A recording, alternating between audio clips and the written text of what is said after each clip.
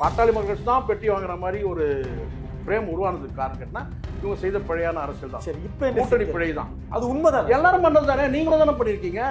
சரின்றீங்களா? சரின்னு இல்ல, அது வந்து நியாயப்படுத்தலாம் இல்ல, அதை வந்து இங்க பேசக்கூடாது இல்ல. இதை முழுக்க முழுக்க அரசியல். நான் தவறு நடந்துட்டுக்குள்ள சார் உண்மையை சத்தியத்தை சத்தியெல்லாம் நான் ஒத்துக்கவே மாட்டேன் சார். நீங்க என்ன சொன்னாலும் சரி, நீங்க என்ன பழி சொன்னாலும் நான் சொல்றேன். நான் அன்புமணிக்கு ஆதரவாலாம் பேசுறேன், மிகைப்படுத்தி பேசுறாருன்றீங்க. நான் சொல்றேன் வீட்டுக்குள்ள நாகரிகம், குடும்ப நாகரிகம் கருதி டாக்டரையா பேசுறதுல பாத்தீங்கன்னா முழுக்க முழுக்க அரசியல் பேசவே இல்லை. அன்புமணியும் அசிங்கப்பட்டு ஜிகேமணி சட்டமன்றத்துக்கு போனோம்னு சொல்றாரு. அன்னைக்கு அங்கேயே மேடையிலே அசிங்கப்பட்டது உங்களுக்கு தெரியும். அங்க போய் என்ன கிழிக்க போறீங்கன்னு கேட்டாரா இல்லையா? நடந்தது இல்லை மேடையில. அன்னைக்கு நீங்க மூடிட்டு தானே இருந்தீங்க. மகனும் மருமகனும் உங்க காலை தொட்டு அழுதத்தை வந்து நீங்க சொல்லுவீங்களா அரசியலுக்காக? இதை விட அசிங்கம் என்ன வேணும்? இப்ப கட்சியை பத்தி நீ நினைக்கவே இல்லை. பொதுமக்கள் கிட்டயும் கேட்டா பாமகவோட அடுத்த வாரிசு யாருன்னா அது அன்புமணி டிக்ளேர் ஆயிடுச்சு. பின்னாடி இருக்காரு முகுந்தனே போயிட்டார் சார். திரும்ப முகுந்தன் சொல்லிட்டாரு. Meenakshi Academy of Higher Education and Research. Admissions open. Apply online. Green Park Coaching Center. All India first rank. 720 out of 720. Number of students joined MBBS in 2024, 1951. Green Park Coaching Center. Periyar Maniammai Institute of Science and Technology, Tanjavur. The world needs you. அறுவை சிகிச்சையில் கத்தை என்பது வரலாறு, robotic surgery என்பது இன்றைய கூறு. தங்கம் புற்றுநோய் சிகிச்சை மையம், நாமக்கல் மற்றும் கான்பூர். உலக தமிழர்களுக்கு வணக்கம். இது கிங் டிவி. இன்றைக்கு நம்மோடு நேர்காணலில் இருந்திருப்பவர் அரசியல் விமர்சகர், மூத்த பத்திரிகையாளர் திரு சேக்குவேரா ஜெய்சங்கர் அவர்கள். சார் வணக்கம். வணக்கம் சார். நேற்று கடுமையான பல குற்றச்சாட்டுகளை பாட்டாளி மக்கள் கட்சியுடைய நிறுவனர் திரு ராமதாஸ் அவர்கள் வச்சிருந்தாங்க. குறிப்பாக தன்னுடைய மகன் மீது பல குற்றச்சாட்டை முன்வைச்சிருந்தாங்க. அது குறிப்பாக பார்க்கப்படுவது, இவரை வந்து நான் ரொம்ப சின்ன வயசுல எம்பி ஆக்கி ஒரு பெரிய தவறு பண்ணிட்டேன், ஒருபோதும் என் குடும்பத்தை சார்ந்தவர்களும் நாங்களும் அதிகாரத்தை நோக்கி நகர மாட்டோம்னு சொன்னதை மீறிட்டேன் அப்படின்னு சொல்லி நேற்று ரொம்ப வருத்தம் பட்டிருக்காரு. இந்த வருத்தத்துடைய முதல் காரணம் என்ன சார்? எனக்கு தெரிஞ்ச வரைக்கும் இந்த சமீப காலமாக நான் பார்க்குறேன், இந்த ஒரு மாதமாகவே முன்னாடி மேடையில் இவர் வந்து நான் தான் சொன்னதும் சரி, இனிமேல் வந்து எல்லாமே நான் தான் அப்படி சொல்லிட்டு அன்புமணியை வந்து குறைச்சி மதிப்பிட்டு பேசுறது, புறந்தள்ளினது, அது ஒரு பொதுக்குழு நடந்துச்சு இல்லையா அதில். அப்புறம் இப்போ சமீபத்தில் இப்போ அவர் பேசினார்ல, மாவட்ட செயலாளர் கூட்டம், 4 செல்ஃபோன் வச்சுக்கோ, ரயில் எஸ்டேட் பண்ணிக்கோ, அதெல்லாம் சொன்னார்ல. இது எல்லாமே நான் பார்க்குறேன், எங்கேயோ ஒரு இடத்த வந்து டாக்டர் ராமதாஸ், நம்ம டாக்டர் ஐயானே சொல்லுவோம், ஆமாம், மருத்துவம், 85 வயசு ஆயிடுச்சு. அவர் வந்து அவருடைய அந்த டாக்டர் ஐயான்ற அந்த ஸ்டேட்டஸ்ல இருந்து ஸ்டெப் டவுன் நினைக்கிறேன். யாருக்காகன்றதுல குடும்பத்தில் ஒரு சில குழப்பங்கள் இருக்கலாம். ஆனால் குடும்பம் வேற, இங்கே பொது வாழ்க்கை வேற, இங்கே வந்து அரசியல் கட்சி வேற.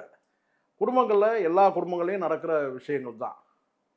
அப்பா புள்ள சண்டை, அம்மா மருமக, மாமியார் மருமக சண்டை, குடும்ப உறவுகள் வந்து எண்ணிக்கை அதிகமாக இருந்தால் குழப்பங்கள் அதிகமாக இருக்கும். சரி, எப்படி வந்து இப்போ கலைஞர் இருந்தாருன்னா ஒரு மண்ணுக்கும் ஒரு மரியாதை இருக்கும், தெரியும் நினைக்கிறேன்.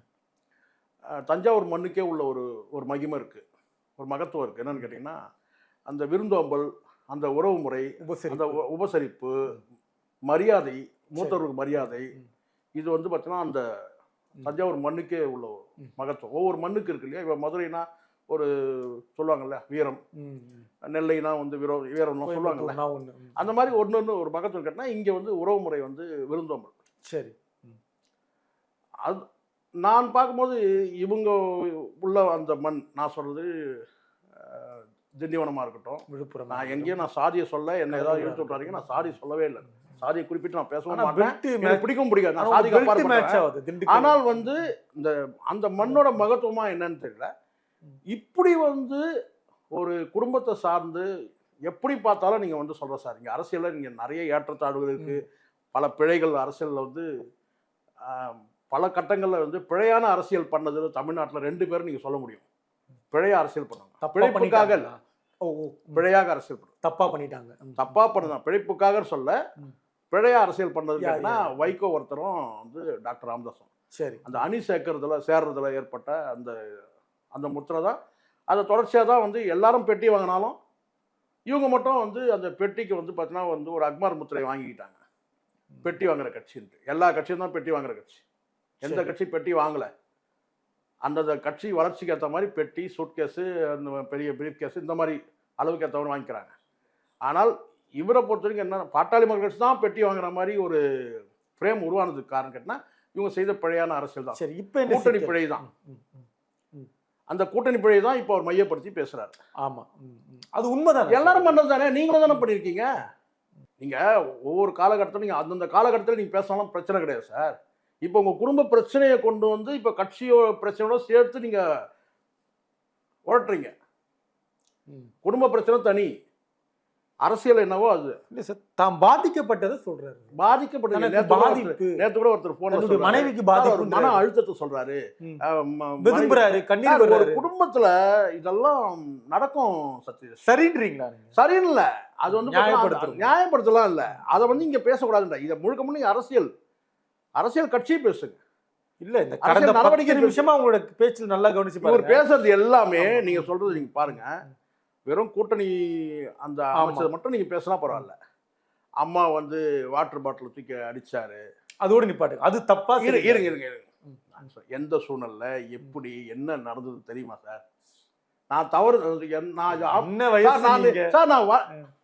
நீங்க என்ன தப்பா இழுத்து விடுறீங்க பாத்தீங்களா?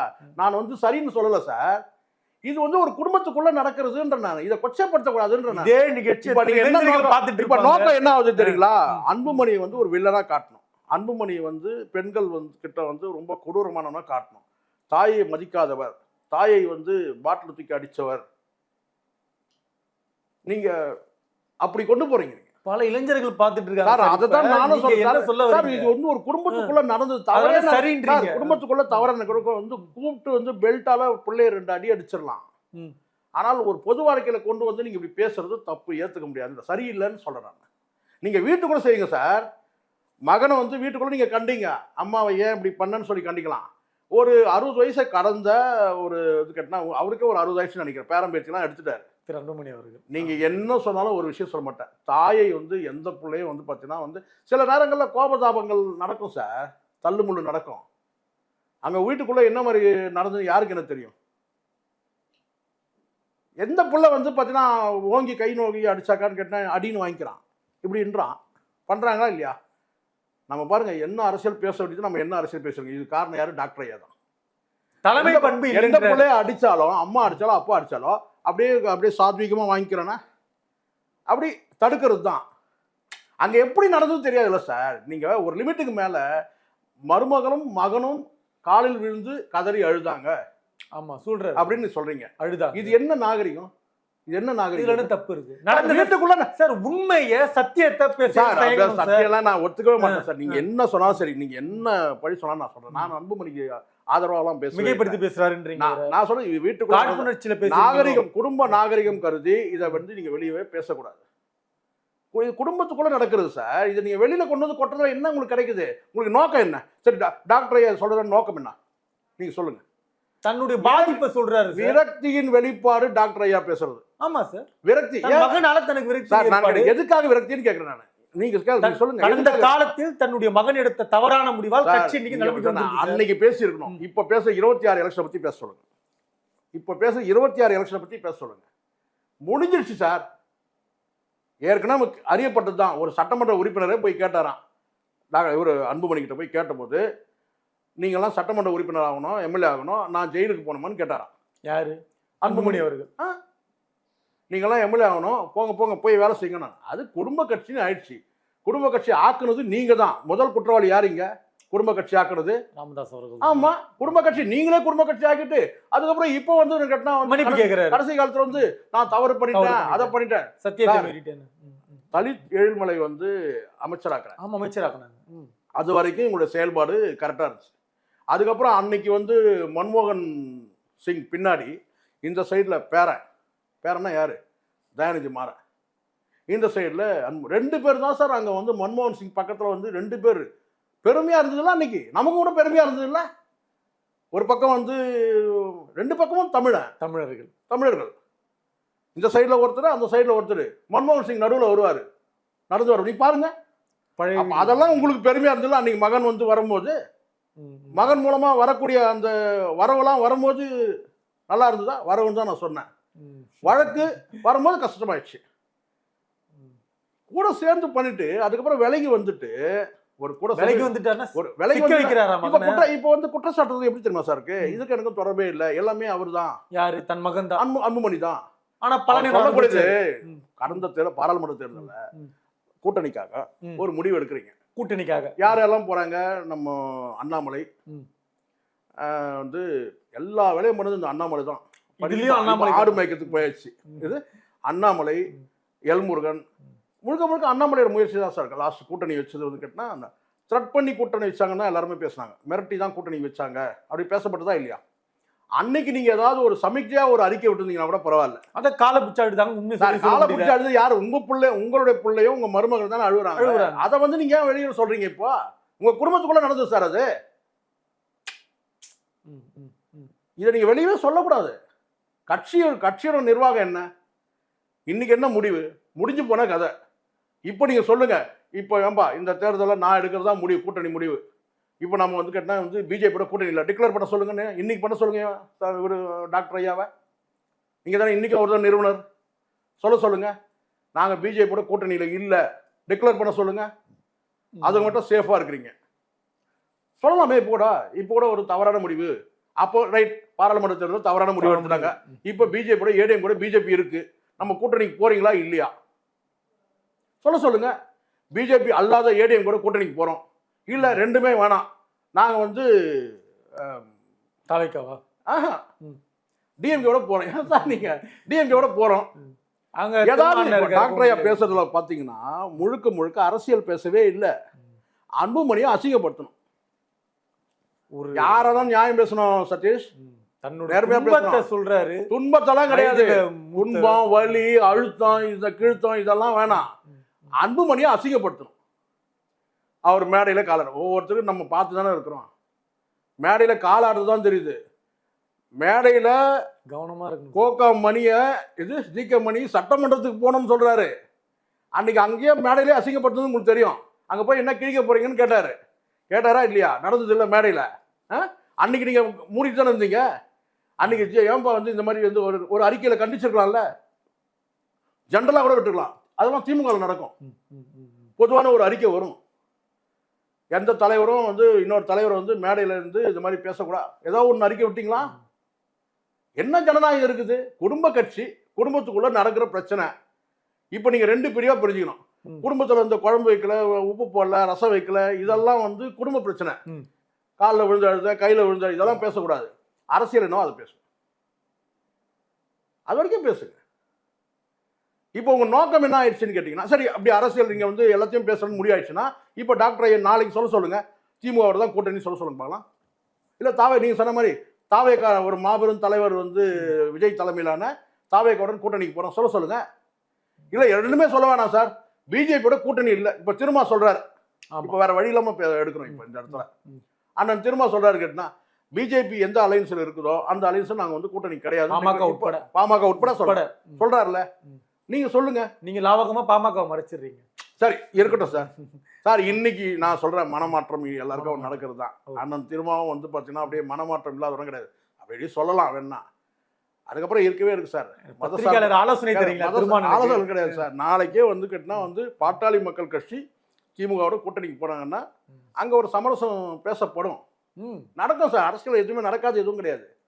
நல்ல ஸ்கிரிப்டா இருக்கு சார். நான் சொல்றேன் சார், மதசார்பற்ற ஒரு கூட்டணி அமைக்கிறது ஒண்ணு. அதே சமயத்துல தாவேகா பாட்டாளி மக்கள் கட்சி கூட்டணி அமைஞ்சதுனாக்கா அது விசிகாவுக்கும் டேமேஜ் தான் ஃபியூச்சர்ல. விஜயோட வளர்ச்சி வந்து எல்லாருக்கும் டேமேஜ் தான். அது பேசிதான் ஆகணும். விஜய் வளர்றாரான்றது வேற விஷயம், அது வேற. கல அரசியல் தான் வளர முடியும். அவர் கல அரசியலுக்கு இது வரைக்கும் வரல. கல அரசியல்ன்றது இப்போ அவர் பண்றதுலாம் கல அரசியல் கிடையாது, சரிங்களா? ஆனால் வந்து வெயிலில் வந்து உட்காரணும், மழையில சாக்கடையில நடக்கணும், அதான் கல அரசியல். இன்னும் கல அரசியல் விஜய் வரல. ஒருவேளை கல அரசியல்லாம் வந்தாங்கன்னா எல்லா கட்சிக்கும் டேமேஜ், விசிகாவுக்கும் டேமேஜ் தான். இதெல்லாம் வந்து உட்கார்ந்து பேசலாம் சார். அசிங்கப்படுத்துறதுன்னு ஒன்று இருக்குல்ல, நான் பார்க்குறேன். அவருடைய பேச்சோட அத்தனை அம்சங்களையும் நீங்கள் பாருங்கள், ரொம்ப சீப்பாக இருக்குது. அதனால தான் சொன்னேன், டாக்டர் ஐயா அவருடைய ஸ்டேட்டஸ் வந்து இறங்கி வர்றாரு. ஒரு டைமில் கான்ஷியனாக நம்ம பார்த்தோம், அவரை பால் தாக்கரேவாக பார்த்தோம். ஓ அந்த உண்மையில அந்த மாதிரி ஒரு லீடரா பார்த்தோம் சார். 3வது தலைவர் கலைஞர், ஜெயலலிதா, டாக்டர் ராமதாஸ்.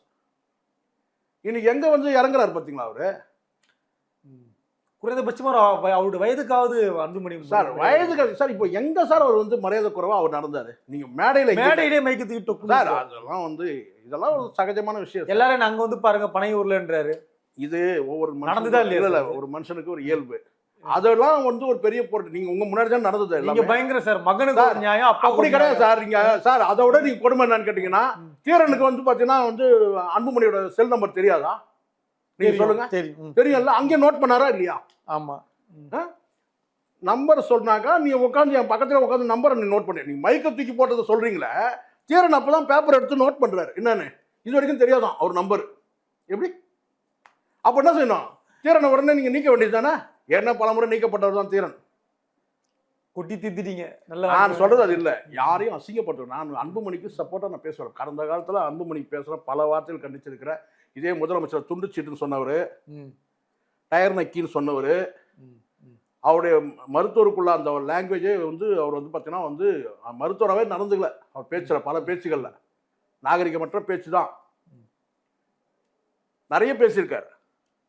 இப்போ வந்து என்னன்னா டாக்டர் ஐயா வந்து அந்த வார்த்தையெல்லாம் எடுத்துட்டார். கொச்சப்படுத்தக்கூடாது சார். குடும்பத்தில் உங்கள் மருமக உங்கள் காலை தொட்டு வணங்கலாம், காலில் விழுந்து அழலாம், தப்பு என்ன? மக தானே. நீங்கள் சொல்லுவீங்களா என் மக வந்து என் காலை விழுந்து அழுதா? அது வந்து ஏதோ அசிங்கப்படுத்துகிற மாதிரி இல்லை. மகனும் மருமகளும் உங்கள் காலில் தொட்டு அழுததை வந்து நீங்கள் சொல்லுவீங்களா அரசியலுக்காக? இதை விட அசிங்கம் என்ன வேணும்? இப்போ கட்சியை பற்றி நீ நினைக்கவே இல்லை யாருமே. இவங்களாவது நினைக்கிறாங்கன்னு வச்சுக்கோங்க, அன்புமணி சைடாவது அவங்க வேலையை ஏதோ பார்த்துட்டு போகிறாங்க. நீங்கள் ஒரு மீடியாவை கூப்பிட்டு உட்கார வச்சுக்கிட்டு இப்போ கட்சி அசிங்கம், அன்புமணியை மட்டும் அசிங்கப்படுத்தலை, சௌமியா மட்டும் வந்து அசிங்கப்படுத்தலை, கட்சியை வந்து நீங்கள் அசிங்கப்படுத்துறீங்க. மாற்று கட்சியில் இருக்க என்ன பேசணும் யோசிக்க வேணாம். பெரியவர்னாங்க நீங்கள். இப்போ என்ன சார் ஆகும் அடுத்து? இப்போ அவர் கூட்டம் ஏற்பாடு பண்ணியிருக்காங்க. என்ன ஒன்றும் ஆகாது. இவெல்லாம் சும்மா இருக்கிற வெட்டியா இருக்கும் தான். ரெண்டா புழக்கம் பாமக அங்க எங்க ரெண்டா புழகுறது? டாக்டர் ஐயா மட்டும் தான் இருக்கிறாரு. அன்புமணி தலைமையில் கூட்டம் ஏற்பாடு நிறுவனம் அதுதான் சொல்றேன். அங்க ஒன்னா தானே இருக்கு. பிஎம்கே எங்க ரெண்டா உடையுது? நீங்க சொல்லுங்க, எங்க ரெண்டா உடையுது? கோகாமணிலாம் அந்த பக்கம் இருக்கிறாங்க அப்படி சொல்லுங்க. மற்ற நிர்வாகிகள் கோகாமணி, ஏகே மூர்த்தி இவங்கெல்லாம் வந்து டாக்டர் ஐயா பக்கம். டாக்டர் ஐயா மட்டும்தான் இருக்கிறாரு. ஒன்னாதான் இருக்கு. அன்புமணி கிட்ட கட்சி இருக்கு. அப்ப ராமதாஸ் அவ்வளவுதான். அங்க எப்படி அகிலேஷ் யாதவ் கிட்டையும் அந்த முலாயம் சிங் யாதவ் கிட்ட என்ன நடந்துச்சு நீங்க சொல்லுங்க. முலாயம் சிங் யாதவ் கிட்ட இருக்கிற கட்சி வந்து அகிலேஷ் யாதவ் கிட்ட போச்சு. அப்புறம் என்ன நடந்தது? மேடையிலே சண்டைலாம் நடந்தது சார். உங்களுக்கு தெரியுமா? இதெல்லாம் கம்மி சார். ஏறக்குறைய அதே தான் நடக்குது. அதுக்கப்புறம் அகிலேஷ் யாதவ் கிட்ட இப்ப இருக்கு கட்சி. தொடர்ந்து இவ்வளவு மன அழுத்தத்தை கொடுத்தா மருத்துவர் என்ன சார்? மன அழுத்தம் என்ன மன அழுத்தம்னு கேட்குறேன். இது வந்து குடும்பத்தில் எல்லா குடும்பத்திலும் இருக்கிறது தானே. சந்தோஷமா ஏற்றுக்கிட்டீங்கல்ல, சந்தோஷமா ஏற்றுக்கிட்டீங்கல்ல சார். கோடி கோடியாக வரும்போது ஏற்றுக்கிட்டீங்கல்ல. அப்போ நீங்கள் கேட்குறதான் சொல்கிறேன். ஒரு மனுஷன் இவ்வளோ வயதில் ஒரு பெண்ணை மையப்படுத்தி உங்களை கொச்சப்படுத்துறாரு. நான் டீட்டெயிலாக போக விரும்பல. ஒரு நபர் பண்ற ஒரு பெண்ணை மையப்படுத்தி இவ்வளோ வயசுல நாமெல்லாம் வந்து நான் கேட்டனா வந்து டாக்டர் ஐயா அப்படி கிடையாது, புரிஞ்சுங்க அப்படின்னு நம்ம பேசுகிறோம். அன்புமணியும் கிட்டத்தட்ட அப்படிதான்.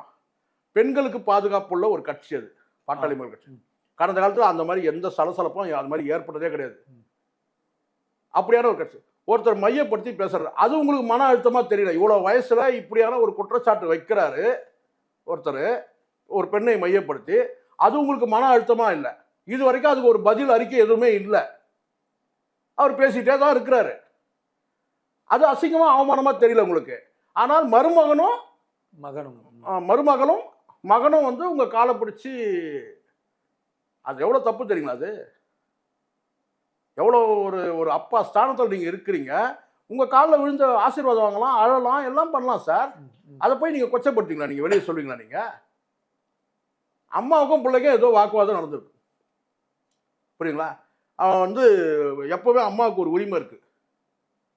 தொடப்பக்கட்டில் கூட அடிப்பாங்க அம்மாக்கள். ஒரு படத்தை தனுஷ் அடிப்பாருக்கு தெரியும்ல, படத்தில் அடிப்பாங்க. யார்? சரண்யா. அது அம்மாவுக்கு புள்ள நடக்குது சார். எவ்வளோ பெரிய புள்ள எவ்வளோ உயரம் போனாலும் சரி சார், எவ்வளோ பெரிய தலைவராக கூட பார்த்தீங்கன்னா அம்மாவுக்கு உரிமை இருக்கு. அம்மா கிட்ட வந்து பார்த்தீங்கன்னா செல்லமா கோவப்படுறதுக்கு இவரு வந்து உரிமை இருக்கு. ஏன் கோவப்படுறதுக்கு கூட உரிமை இருக்கு. அதுக்காக அடிச்சது நமக்கு என்ன நடந்ததுன்னு தெரியாது. அவர் சொல்றது கேட்டால் வாட்டர் பாட்டில் தூக்கி போட்டாருனாரு. அது என்ன அந்த சூழல் நடந்ததுன்னு தெரியாது நமக்கு. அவரும் பெண்களை பெற்றிருக்கிறாரு, பேர பிள்ளைங்கள் இருக்கு. நீங்க ஒரு குற்றச்சாட்டு நீங்க வைக்கிறீங்க, அது மக்கள் மத்தியில எப்படி பார்க்கப்படுன்ற ஒரு கவனம் வேணாமா? நீங்க பெரியவர் உள்ளபடியே தமிழக அரசியல் களத்தில் பாட்டாளி மக்கள் கட்சி இன்றைக்கு எப்படி இவ்வளோ வந்து இதுவரைக்கும் எந்த கட்சியும் இப்படியான ஒரு வந்து பாத்தீங்கன்னா வந்து பல வந்து முட்டல் மோதல்கள்லாம் இருந்திருக்கு. சரி, இந்த மாதிரி ஒரு அதை ஆர்கனைஸ் பண்றவர் யாரா இருப்பாருன்னு கேட்டா தலைவரா இருப்பார். இப்ப சிவாஜி குடும்பத்துல ஒரு சர்ச்சை ஆகுது, ஒரு சிக்கலாகுது, ஏதோ ஒன்று ஆகுதுன்னா தலைமை வந்து சிவாஜி வந்து பாத்தீங்கன்னா வந்து ஒரு கட்டத்துல கையில துப்பாக்கி எடுத்துட்டாரு. பஞ்சாயத்து தான் போகும், யாரையும் சொல்றதுக்கு இல்ல, அவரை சுட்டுக்கிறதுக்கு ஒரு கட்டத்துல. சரி, ஏன்னா உங்களை அங்க அன்பால கட்டுப்பட்டாங்க எல்லாருமே. கட்டி போட்டாரு, அன்பால கட்டி போட்டாரு. உங்களை மிரட்டுறது அதெல்லாம் ஜாக்கிரதை அப்படின்னா உடனே ரைட் சுட்டுலாம் யாரும் போக மாட்டாங்க. அந்த குடும்பத்துல பெரியவர் பண்ண இருக்கணும் சார், ஆர்கனைஸ் பண்ணணும், பெரியவர் தான் சார் பண்ணணும். இப்ப என் குடும்பத்தில் இருக்க நான் தான் பெரியவர்னா நான் தான் அதை ஆர்கனைஸ் பண்ணணும். நீங்களே இப்படி பண்ணீங்கன்னா எப்படி? அங்க குடும்ப உறுப்பினருக்குள்ள பிரச்சனை ஆகுதுன்னு வச்சுக்கோங்க சார், அதை வந்து தடுத்து அதை ஆர்கனைஸ் பண்றது யாரு? வீட்டுல இருக்க பெரியவங்க தான். நீங்க தான் பெரிய 85 வயசு அனுபவம் இருக்கு, பக்குவம், எல்லாம் பக்குவம் இருக்கு, உடம்புல தெம்பு இருக்கு. நீச்சல் அடிக்கிறீங்க. சிங்கத்தின் கால்கள் பழுதுபடவில்லைன்ற ரைட்டு சார். இப்ப யாரு பழுதப்பட்டதுன்னு சொன்னது? யார் சொன்னது? சந்தோஷம், 100 வயசு வரைக்கும் இருங்க சார். யார் சார் வருத்தப்பட வந்து பட போறாங்க? அப்போ உங்களுக்கு அந்த வயசுக்கு ஏற்ற அளவுக்கு நீங்க பக்குவப்படணும்ல. ஏதோ முடிவு எடுக்கிறாங்களா, அந்த முடிவு சரியா இருக்கும். இல்லப்பா இப்படி எடுப்பான்னு சொல்லலாம். தம்பி இந்த முடிவு இப்படி எடுக்காத, இப்படி செய்யுன்னு சொல்லலாம். அப்படியே உங்க பேச்சை கேட்கலனாலும் கூட ஒரு கட்டத்துக்கு மேல அது குடும்ப கட்சி ஆயிடுச்சு, அடுத்த தலைமுறைக்கு போயிடுச்சு. இப்ப நான் கேட்கிறேன், அன்புமணி எவ்வளவு நாள் சார் வந்து அந்த கட்சி நடத்துவாரு? நான் கேட்கிறேன், ஒரு 15 வருஷம், 30 ஆண்டு காலம் கூட நடத்தலாம். ஒரு 20 வருஷம் இருக்கு சார். ஒரு 60 வயசு ஆயிடுச்சு சார் இப்போ அவருக்கு. இன்னொரு 20 வருஷம் உங்க கதை தான் அவருக்கும். அடுத்து அவங்க பேரனோ பேச்சோ யாரோ ஒருத்தர் வந்து எடுத்து நடத்துவாங்க. அது குடும்ப கட்சி தானே. அது வெளியில இருந்து கண்டிப்பா வர முடியாது யாரும். இது கோகாமணியும் ஜிகே மணியும் வந்து இவரு அண்ணன் இவரு பால் இருக்கிறார்ல, அவங்களாம் வர முடியாது. அவங்களாம் அடுத்தது 2வது இடத்துல தான் இருப்பாங்க. பக்குவமா நகர்ந்து போனோம் சார். உங்களை யாரும் ஒதுக்கி வைக்கல. ஒதுக்கி வைக்கிறதா ஒரு ஃபீல் இருக்கு உங்களுக்கு. விரக்தியில தான் பேசுறாரு. நீங்க ஒன்னா பாருங்க, சில பேர் அழுத்தம்லாம் கிடையாதுடா, அழுத்தத்தில் மன அழுத்தத்தில் பேசுறாரு. மன அழுத்தத்தெல்லாம் பேசல, பயம் விரக்தியில பேசுறாரு. அடுத்த கட்சிக்கு அடுத்த நபர்களுக்கு வந்து அசிங்கப்படுத்துற மாதிரி தன் குடும்பத்தை சார்ந்தவங்களாக கூட இருக்கட்டும், சரி, தன்னுடைய அரசியல் வாரிசுன்றது இருக்கு. எப்படி இருந்தாலும் அரசியல் வாரிசு வந்து அன்புமணி தான் சார். சரி, அது வந்து மக்கள் மத்தியிலே, வன்னியர்கள் மத்தியும், அதாவது கட்சி தொண்டர்கள் மத்தியில் மட்டும் இல்லை, வன்னியர்கள் மத்தியில் மட்டும் இல்லை, பொதுமக்கள்கிட்டையும் கேட்டால் பாமகவோட அடுத்த வாரிசு யாருன்னா அது அன்புமணி டிக்ளேர் ஆகிடுச்சு. பின்னாடி இருக்காரு முகுந்தனே போயிட்டார் சார். திரும்ப முகுந்தன் சொல்லிட்டு இருக்காரு சார். அவரே வந்து பார்த்தீங்கன்னா எங்க குலசாமின்னு சொல்லிட்டு போயிட்டாரு. நீங்க தான் எதிர்காலம் அன்புமணி சார். அவருக்கு வந்து இப்போ அடுத்த நபர் சூஸ் பண்ணணும்னு பார்க்குறாரு. யாரு? டாக்டர் ஐயா. அப்போ முகுந்தனை கூட்டு வந்து நுழைக்கிறாரு. முகுந்தன் அன்னைக்கே வரல சார். முகுந்தன் முதல்ல ஒரு முன்மொழியும் போதே எங்க முகுந்தன் எங்க தேடுறாரு. அப்போ முழுக்க அங்க வந்து கட்சி வந்து இவங்க கிட்ட தான் சார் இருக்கு. சரி, குடும்பத்துக்குள்ள இருக்கிற குழப்பத்தை குடும்பத்துக்குள்ளேயே பேசி தீர்த்துக்கணும். அந்த குடும்பத்துக்கு டாக்டர் ஐயா தாண்டி யாராவது பெரியவங்க இருந்தாங்கன்னா பேசி அப்படியே முடியணும். சரி சரி, அதை வந்து வெளியில வந்து பேசவே கூடாது. நான் என் மனசை எந்த பாரபட்சம்லாம் சொல்றேன். தொடர்ச்சியா அன்புமணியை வந்து அவமானப்படுத்துறாரு. இவர் வீட்டுக்குள்ள பண்றாரா என்ன பண்றாரு நமக்கு தெரியாது. ஆனால் அந்த மேடையிலையும் சிரிச்சுக்கிட்டே தான் இருந்தார். அவர் எவ்வளோ அசிங்கப்படுத்த முடியுமோ 4 போன் வச்சுக்கோ, ரியல் எஸ்டேட் பண்ணிக்கோ, ஆகாது கண்ணு நடக்காது கண்ணு, இது எல்லாமே அன்புமணி தானே சொன்னார். அப்போ அன்புமணி நிதானமா இருக்கிறாருல. வீட்டுக்குள்ள சண்டை போடலாம், என்ன வேணா பண்ணலாம். ஆனால் வெளியில வந்து பொது மேடையில நாகரிகமா, பொது மேடையில இவர் பேசுற மீடியாக்கள் கிட்ட பேசுறது எல்லாமே நாகரிகமற்ற வார்த்தையை தான் நான் பார்க்குறேன். நீங்க போட்டுங்க. நன்றி சார். நன்றி sir. Meenakshi Academy of Higher Education and Research. Admissions open. Apply online. Green Park Coaching Center. All India first rank. 720 out of 720. Number of students joined MBBS in 2024, 1951. Green Park Coaching Center. Periyar Maniammai Institute of Science and Technology, Thanjavur. The world needs you. அறுவை சிகிச்சையில் கத்தை என்பது வரலாறு, robotic surgery என்பது இன்றைய கூறு. தங்கம் புற்றுநோய் சிகிச்சை மையம், நாமக்கல் மற்றும் கான்பூர்.